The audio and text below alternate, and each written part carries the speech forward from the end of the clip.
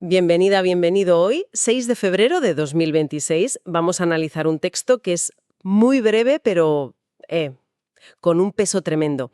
Es un libro de 1912 de un tal James Allen que se titula Out from the Heart, que podríamos traducir como Desde el corazón. Y la misión que nos hemos propuesto hoy es recorrer ese mapa que Allen dibujó para, según él, rediseñar nuestra vida desde dentro. Y todo parte de una idea que es tan simple como, bueno, como radical. Totalmente. La idea es que la vida es, en esencia, un espejo. Allen lo resume en la primera página con una frase que es lapidaria. Dice, como es el corazón, así es la vida. Directo. Sí.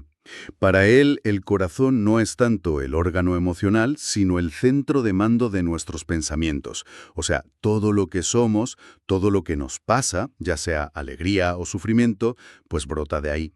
Lo que él dice es que nuestros pensamientos florecen en acciones, y esas acciones, con el tiempo, son las que cosechan nuestro destino. O sea que de entrada nos coloca como únicos responsables. Completamente. No hay factores externos, no hay mala suerte, todo empieza y acaba en la mente. Exacto. Llama a la persona guardiana de su corazón, que suena muy poético, pero en el fondo es una llamada a una vigilancia constante de lo que pensamos, un trabajo de centinela, 24 horas al día. Efectivamente. Y lo plantea como una bifurcación muy clara. O vigilas y purificas esa fuente interior, y ese es el camino a lo que él llama iluminación, o descuidas esa tarea, dejas que la mente, se llene de maleza, y ese es el camino directo al autoengaño y, por tanto, al sufrimiento. No hay término medio en su filosofía. Pues vamos a meternos de lleno en esa sala de máquinas. Si la mente es la arquitecta de todo, ¿cómo funciona exactamente? Aquí es donde se pone realmente interesante, porque como decías, redefine el concepto de corazón, lo fusiona con la mente y la llama el árbitro de la vida. Sí, y va un paso más allá. La describe como la tejedora infalible del destino. Lo fascinante de este concepto es la dualidad que le otorga. Fíjate, la mente tiene el poder de tejer una realidad basada en la verdad. Ajá. De tejer una fantasía, una ilusión que nos mantiene atrapados. La clave de su argumento es que no estamos atados a nuestras circunstancias por una fuerza externa. Nos hemos atado nosotros mismos con los hilos de nuestro propio pensamiento. Espera un momento. Esa es una idea de responsabilidad que hoy en día puede sonar, casi abrumadora. Entonces, si alguien sufre o cae en una tentación, Allen diría que la culpa no es del evento o del objeto externo. Según su texto en absoluto, él es muy explícito en esto. La tentación no está en el objeto, sino en, y cito, el deseo de la mente por ese objeto. Claro. El sufrimiento no reside en lo que nos sucede, sino en una mente indisciplinada hacia esas cosas. Para él es una ley universal como la gravedad. Todo crecimiento y toda decadencia ocurren de adentro hacia afuera. Vale, si aceptamos esta premisa de que la mente es la tejedora del destino, la siguiente pregunta es inevitable. ¿Cómo cogemos las riendas de ese telar? A menudo estos libros se quedan en la filosofía, pero parece que Allen sí intenta dar un método. Y lo hace. De hecho, dedica una parte fundamental del libro a la herramienta más poderosa que tenemos para ello, el hábito. Sostiene que cualquier estado mental en el que nos encontremos de forma recurrente, ya sea el desánimo o la alegría, la ira o la calma, no es más que un hábito. ¿Un hábito? Un hábito que hemos construido, ladrillo a ladrillo, con la repetición constante de ciertos pensamientos. Me gusta mucho la analogía que utilizas sobre esto. Compara la mente con un aprendiz que al principio es torpe con sus herramientas. Le cuesta, se frustra, ¿no? Pero a base de repetición y práctica, llega un día en que las maneja con una habilidad y una naturalidad pasmosas. Lo mismo ocurriría con nuestros estados mentales. Exacto. Y con esa analogía aborda una creencia que está muy arraigada, que es más fácil hacer el mal o caer en pensamientos negativos que hacer el bien. Cita al Buda, que decía, las malas acciones son fáciles de hacer, lo que es beneficioso y bueno, eso es muy difícil de hacer. Pero Allen le da una vuelta de tuerca. No está de acuerdo con esa idea. No es que no esté de acuerdo, es que la matiza. Argumenta que esa dificultad no es una ley inherente a la naturaleza humana, es más bien el resultado de la ignorancia, de la falta de práctica. Es difícil porque no hemos entrenado el músculo del bien, por así decirlo. Claro. Lo compara con un niño que aprende a escribir. Al principio, es mucho más fácil y natural agarrar el lápiz de cualquier manera, y muy difícil y doloroso hacerlo correctamente. Solo con un esfuerzo consciente y persistente, La forma correcta se vuelve automática y fácil. Entendido. O sea que la bondad, la calma o la disciplina no son talentos innatos, son habilidades que se entrenan y al principio, como cualquier entrenamiento, cuesta y duele, porque vamos en contra de nuestros hábitos incorrectos que ya están establecidos. Precisamente. Con la práctica deliberada, pensar y actuar correctamente puede volverse tan habitual y fácil como los pensamientos y acciones negativas lo son ahora para mucha gente. Se trata de reentrenar la mente desde cero. Muy antiintuitivo. Mucha gente, para alcanzar esa vida superior de la que habla, pensaría que el camino es leer, estudiar filosofía, debatir conceptos metafísicos, pero el texto dice que eso es básicamente empezar la casa por el tejado. Totalmente. Es uno de los argumentos más potentes del libro. El principio clave es que la práctica siempre precede al conocimiento real. No puedes entender la virtud en abstracto, solo la conoces haciéndola. ¿Claro? No alcanzas la verdad teorizando sobre ella, sino perfeccionándote en la práctica diaria de la virtud. Los ejemplos que pone son de una lógica aplastante. Un profesor de matemáticas no empieza explicando la teoría de conjuntos a un niño de 6 años. Le da una suma y le dice, hazla. Exacto. O un apéndice mecánico no se lee primero un tratado de termodinámica. Le dan una llave inglesa y le enseñan a usarla. Es una ley que, según Allen, todo el mundo reconoce en los negocios, en los oficios, en el arte, pero que se ignora casi por completo en lo que él considera lo más importante, la adquisición de la virtud. Afirma que la verdad es un estado que se alcanza, no una teoría que se aprende, y se alcanza cumpliendo, día a día, hora a hora, las pequeñas lecciones de la virtud, empezando por las más básicas y mundanas. Entendido. La teoría es potente. Pero a menudo aquí es donde estos libros flaquean, en la práctica.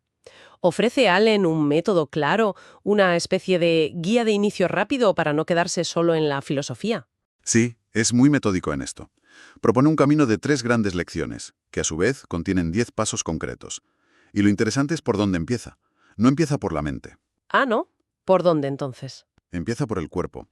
La primera lección es la disciplina del cuerpo. Curioso. En una filosofía tan centrada en la mente, el primer paso es físico. ¿Por qué? Porque considera que el cuerpo es el instrumento más vasto y por tanto el más fácil de domar. Es como el campo de entrenamiento inicial. Aquí se enfoca en superar 2 vicios. El primero es la indolencia o pereza, El más básico. el más básico, pero lo considera fundamental. Levantarse temprano, no dormir más de lo necesario y hacer las tareas sin posponerlas. Es el primer acto de voluntad contra la inercia. Y el segundo vicio del cuerpo, si no recuerdo mal, es la autocomplacencia, ¿verdad? Concretamente la gula. Exacto. Se refiere a comer por puro placer animal, en lugar de para el propósito real de nutrirse. No aboga por el ascetismo extremo, sino por la moderación. Reducir la cantidad, establecer horarios fijos y optar por alimentos sencillos. La idea es demostrar que la voluntad domina al impulso, incluso en algo tan básico como la comida. Una vez que el cuerpo está bajo control, pasamos al siguiente nivel. La segunda lección. La disciplina del lenguaje. Esta lista es casi un manual de cómo no usar las redes sociales hoy en día. La relevancia es brutal. Desde luego. Y aquí detalla 5 vicios a erradicar. Es interesante agruparlos. Los 2 primeros, la calumnia y el chismorreo, son lo que podríamos llamar venenos sociales. No se trata solo de no inventar mentiras maliciosas, sino también de no participar en conversaciones ociosas sobre la vida privada de los demás.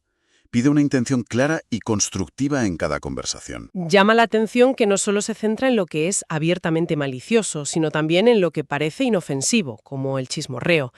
Luego pasa a vicios que tienen que ver más con la agresión y el respeto. Efectivamente. Ahí entran el lenguaje abusivo y poco amable, o sea, insultar, condenar, usar un tono agresivo y la frivolidad o discurso irreverente. Esto último es interesante porque no se refiere a tener humor, sino a los chistes groseros, las familiaridades ofensivas o la falta de respeto en general. Y el quinto vicio es la crítica constante o el buscar fallos en todo. Esa tendencia a magnificar los pequeños errores de los demás. Básicamente pide una intencionalidad total en nuestra comunicación, que cada palabra sea veraz, amable y tenga un propósito. Es un listón altísimo. Una vez dominados el cuerpo y la lengua, ¿a dónde nos lleva? A la tercera y última lección, que ya es más interna, más sutil, la disciplina de la inclinación.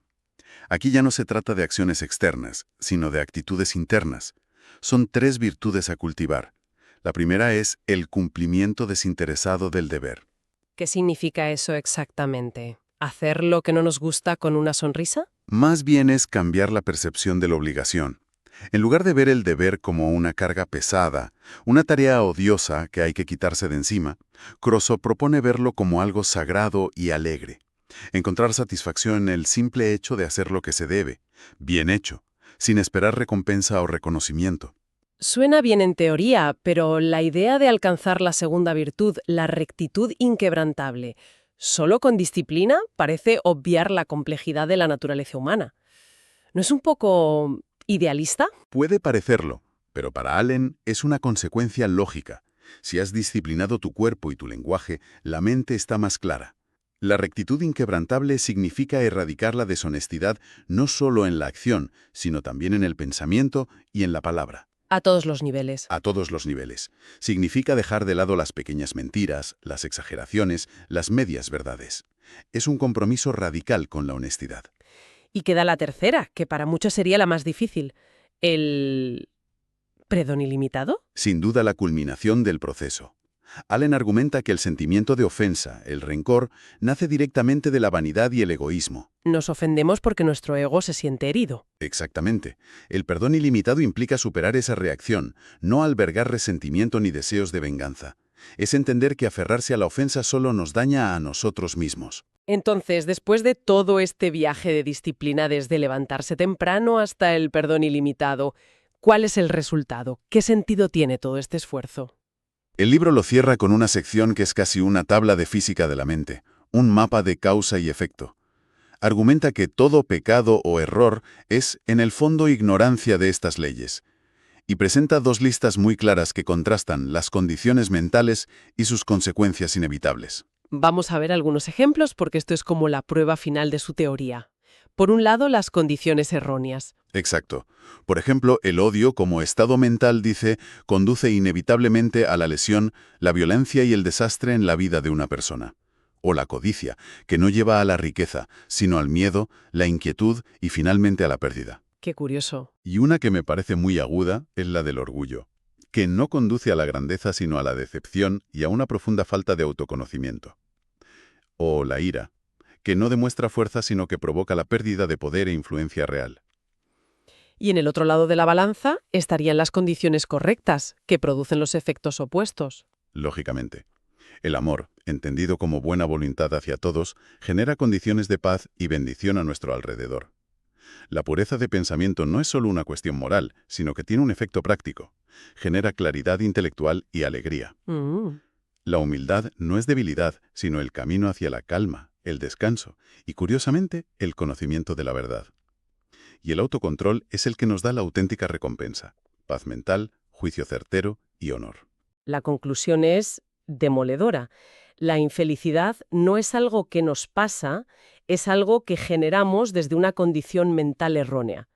La felicidad sería entonces simplemente armonía mental. Precisamente. Y añade un punto final. La persona que vive atrapada en condiciones mentales erróneas como el odio o el orgullo es incapaz de ver estas causas internas.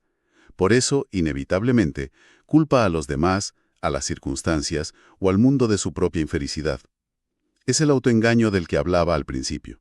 Así que el viaje que propone James Allen en Out from the Heart es un camino que va rigurosamente de adentro hacia fuera. Arranca con esa premisa radical de que la mente es la fuente de todo, se construye a través de la formación deliberada de hábitos y aterriza en un manual de autodisciplina muy concreto y escalonado. Es, en esencia, un manual de artesanía personal.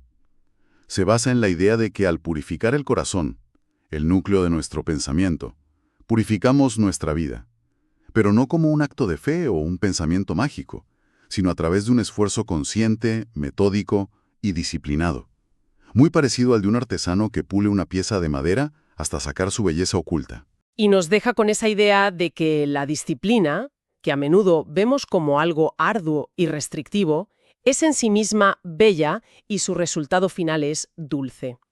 Es el camino para fortalecer el juicio, la fuerza moral y alcanzar una paz que no depende de lo que ocurra afuera. Y para reflexionar, el libro nos impulsa a abandonar el autoengaño, a vernos tal como somos, para poder empezar a construir.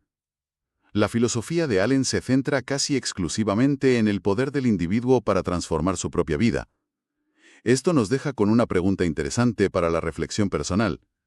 En un mundo tan interconectado y complejo como el nuestro, ¿qué peso real le damos a las circunstancias externas, a todo aquello que escapa a nuestro control, a la hora de determinar nuestro bienestar? Y sobre todo, ¿cómo se equilibra esa realidad con la idea radical de que todo, absolutamente todo, emana en última instancia del corazón?